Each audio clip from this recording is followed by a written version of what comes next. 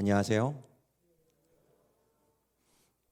네, 오늘 보통 이렇게 교회 오면 예배당이 이렇게 항상 예배계당은 하객진으로 앉아 계시거든요.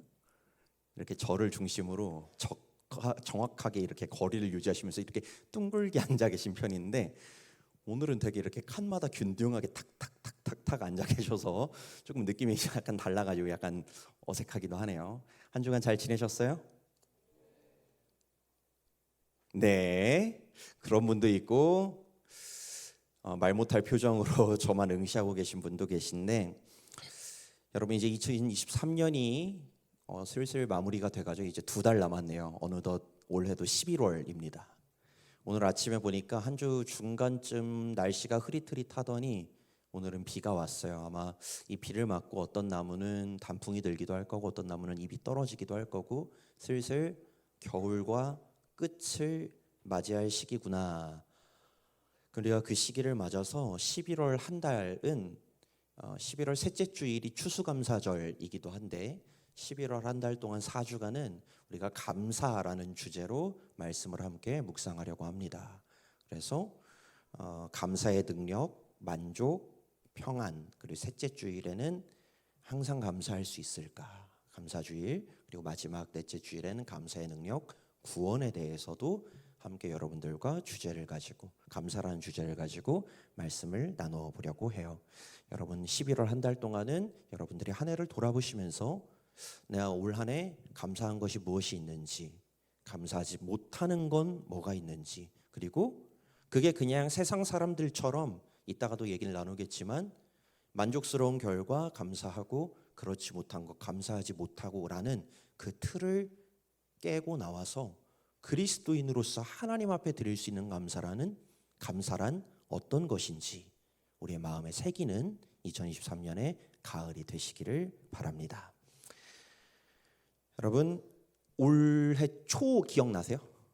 1월 신년 계획, 내가 올해는 이런 걸 좀 해보겠다 계획하셨던 거, 준비하셨던 거 좀 기억나세요?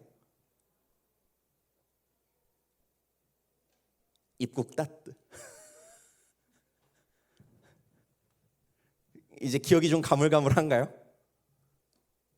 아니면 어느 정도 계획했던 게 끝나셨나요? 아니면 진행되고 있나요? 아니면 내려놓으셨나요? 애초에 안 만들었어요. 맞아요.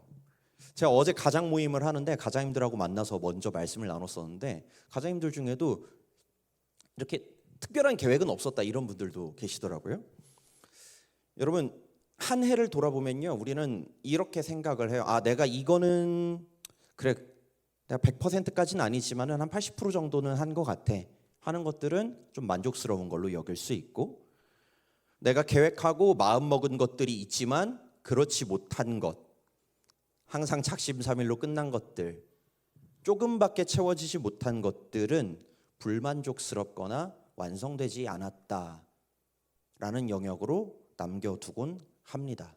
많이 했으면, 충분히 했으면 만족스럽고 그게 다 채워지지 않았으면 불만족스러운 것, 우리가 보통 이렇게 생각하는 것에 굉장히 익숙하죠.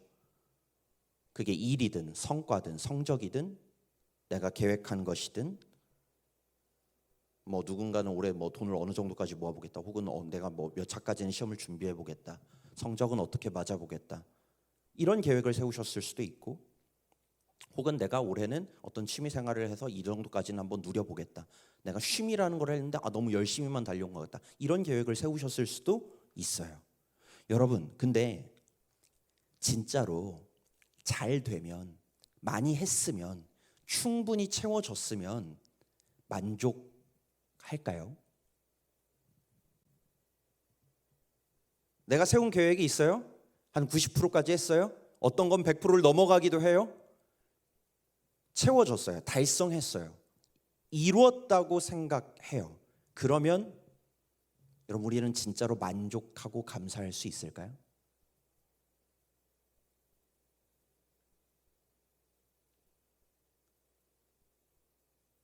네라는 대답을 누군가는 해줄 거라고 생각했는데 네 감사합니다. 역시 빠른 설교 진행을 위해서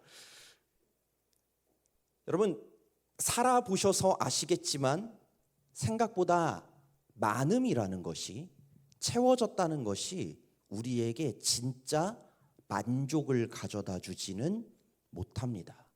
여러분 근데 세상 사람들을 보면요, 대부분 만족하기를 바라요. 어떻게?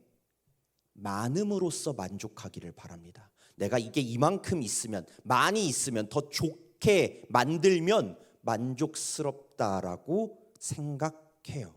그런데 정작 만족이라는 것은, 내가 만족스러운 2023년을 보냈어라는 그 만족이라는 것은 많음으로부터 오지는 않습니다. 여러분 성과, 올해의 성과를 표시해 본다면 어떠세요? 누군가는 연봉 협상을 하셨을 수도 있겠죠. 누군가는 올해의 성적표가 어느 정도 나왔을 수도 있겠죠. 성과, 성적 보면 더 좋으면 좋겠죠. 더 좋은 성과를 내면 좋고 더 좋은 성적을 내면 좋고. 여러분 그럼 만족스럽나요? 올해는, 그럼 내년에는 올해의 결과가 더 만족스러울까요? 아니 내년에는 또 다른 더 만족하길 원하는 더 많은 것을 구하게 되죠. 올해 이만큼까지 했으면 내년 이만큼. 여러분 더 많은 성적이, 더 많은 성과가 우리에게 진짜 만족을 가져다 줄지는 모르겠어요. 물론 멈출 때가 오죠. 이 정도면 만족해 라는 때가 오긴 하겠죠. 그런데 그때는 어느 때예요? 만족하는 때가 아닙니다. 멈추는 때죠.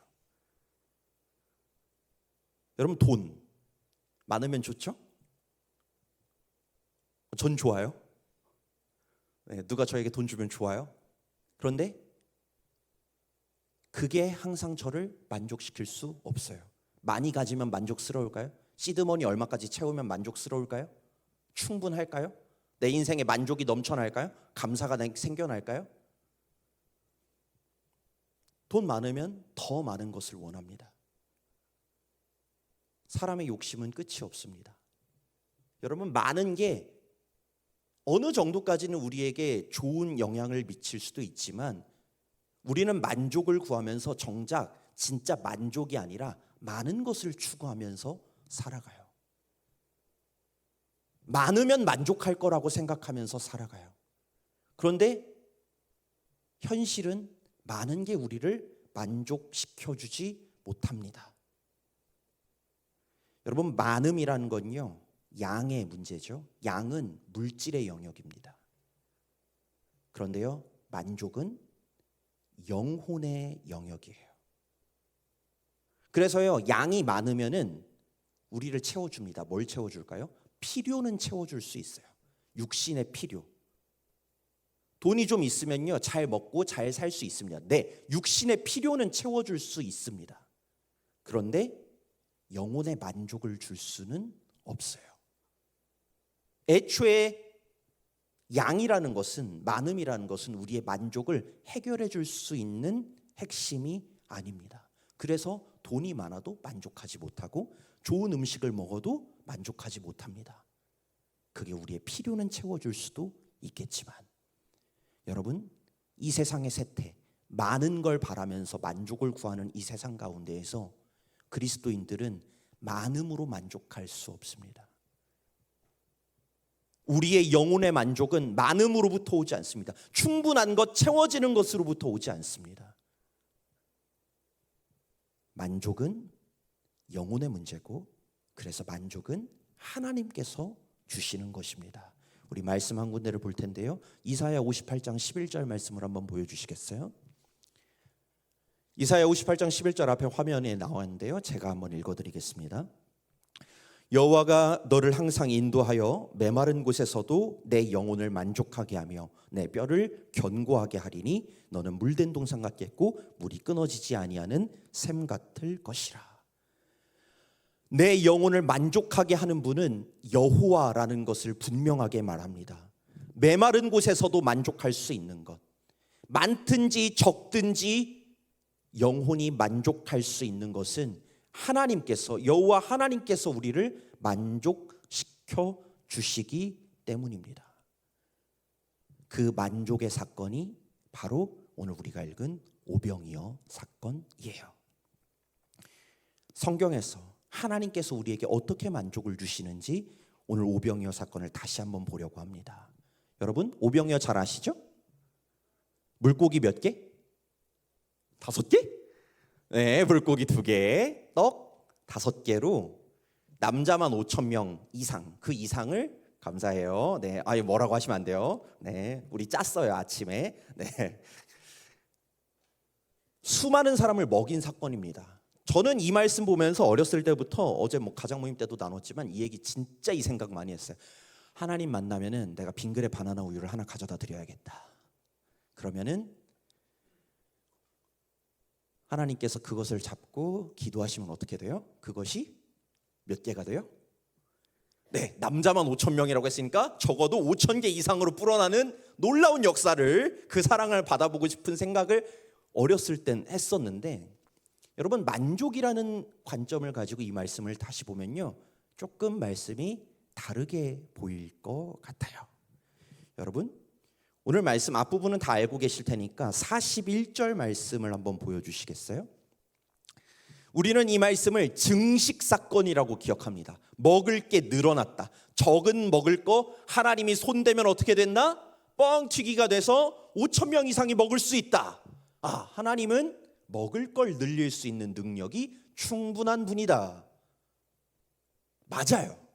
그것도 맞습니다. 그런데 진짜 메시지는 그게 아닐 거예요. 41절 말씀을 한번 봅시다.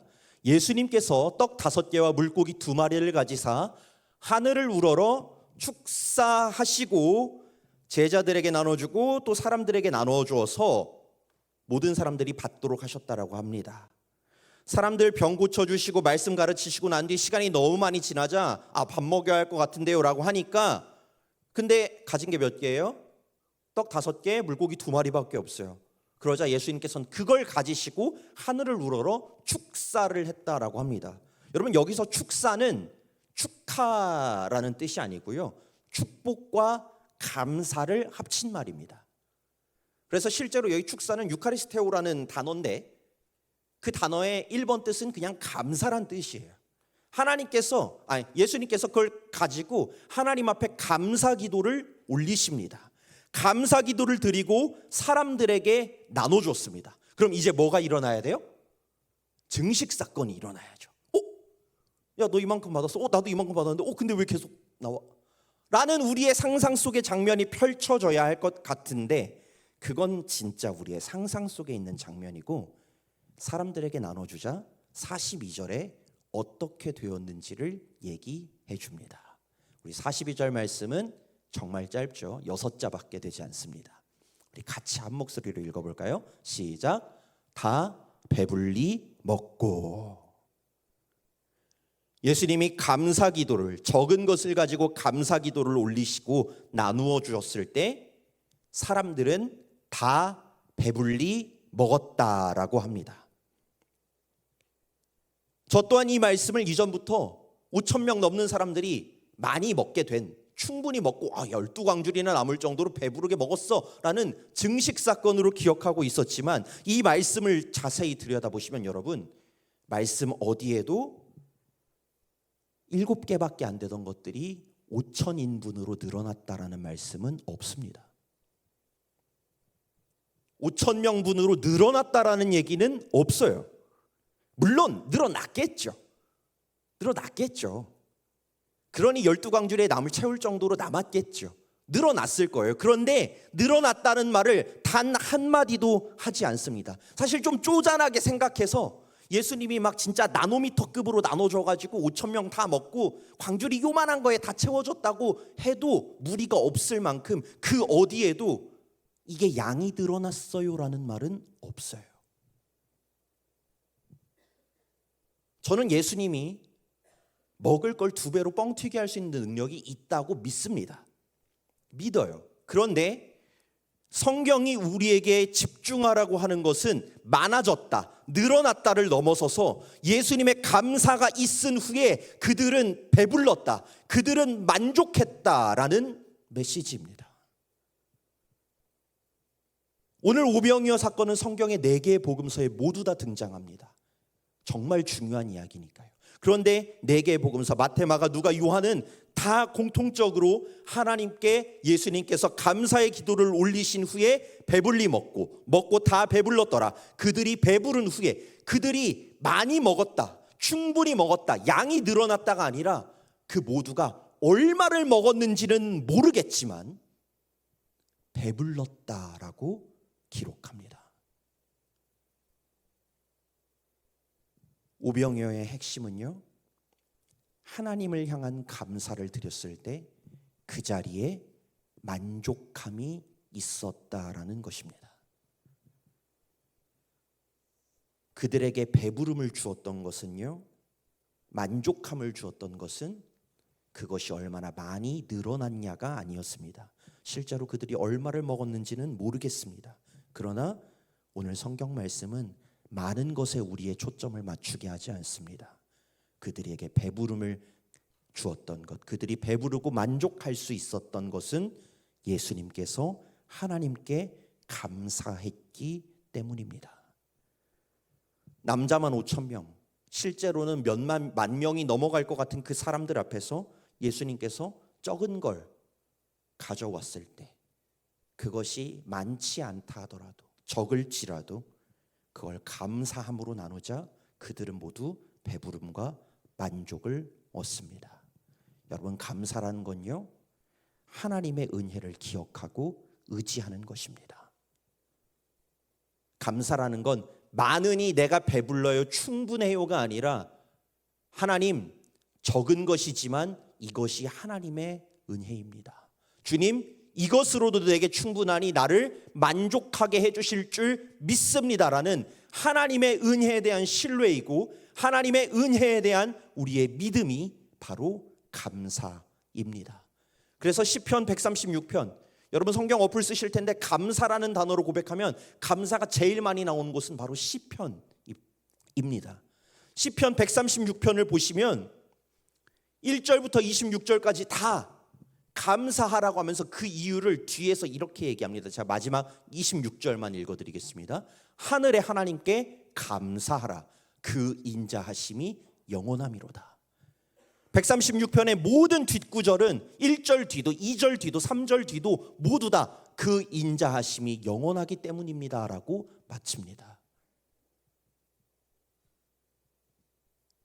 여러분, 우리가 감사한다는 것은 하나님의 인자하심을 구하는 것이고 하나님의 인자하신 그 은혜를 찬양하는 것이고 그 안에서 우리는 하나님이 주시는 영혼의 만족을 얻을 수 있습니다. 여러분, 감사한다고요 많아지진 않아요. 제가 빙그레 바나나 우유 놓고 감사기도 한다고 그게 2개가 되진 않습니다. 그런데 하나를 두고 혹은 누가 먹다가 나눠준 반절만 가지고도 하나님 앞에 감사하고 나면 그 반밖에 안 되는 것으로도 저는 만족하게 됩니다. 2023년 만족하십니까?